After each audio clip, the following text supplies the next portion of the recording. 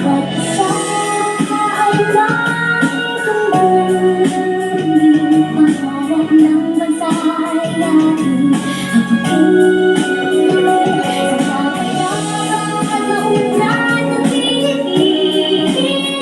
May magkakaisa at magsawa na Pakinggan niyo. Ako'y sumulat ng liham upang ipaabot sa mga kataas-taasan, mga nanunungkulan, ibahin maling sistemang nangyayari sa lipunan lang. Kung may kapayapaan pang muling masisilungan, manindigan, panghawakan, halina't magkaisa, tuldukan ang kaguluhan nangyayari sa bansa. Pakitama ang mali, parusahang tiwali, alam kung di ang madali, maituwid pa ang bali, batas na nakatarungan na rapat na ipairal, ituwid ang mandaan, isang tabi, bawat sagabal ng pangarap ng isa ay hagilap ng lahat. Sama-samang itaguyod ang bansa nating salat, ipaglaban lang ang dapat, yan ang dapat manaig, ipakita sa mundong hindi tayo padadaig. Pilipinas kung mahal, naway nasa inyo ang ibig, mapadama sa bayan ng isang buong pag-ibig. Nawa, mamulat ang mga puso ng mga nasa pamahalaan. Ay ating abo. Hirap pa kami nandito. Hindi nyo ba nakikita? Hinihingan na siya, oh. Hindi nyo ba nakikita? Kalma. Nag-aakubuhay ng tao. Kung anak ng mayaman yan, surat na sa loob na siya.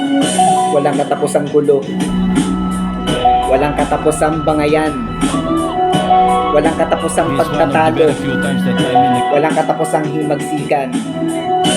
Bakit kailangan pang magpataasan? Bakit kailangan pang maglaban-laban? Bakit kailangan pa ng digmaan? Para saan ba ang pinaglalaban? Bakit kailangan pang mag-agawan? Kung pwede naman tayong lahat magbigayan. Hindi ko lang maintindihan, samantalang pare-parehas lang din naman tayong pwedeng makinabang. Bakit di pa natin pairali ng kapayapaan? Siguro panahon na. Siguro panahon na. Bakit mahirap lang kami? Hindi nyo kami nasikaso. Kaya kayo lahat.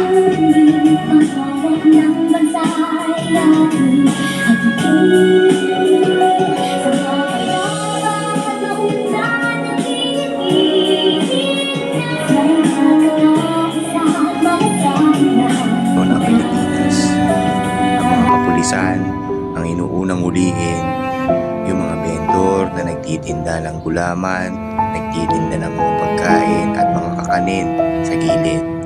Puro matatanda pa ang una nilang inuhuli.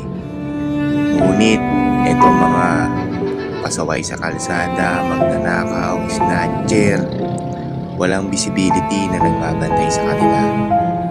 Nakakaloko lang na imbis na ang inuuna nila iprotektahan ang kaligtasan ng mga tao, ang inuuna nilang gawin ay manguha ng paninda ng mga vendor na naghahanap buhay upang mabuhay lamang at magkaroon ng pangkain sa araw-araw.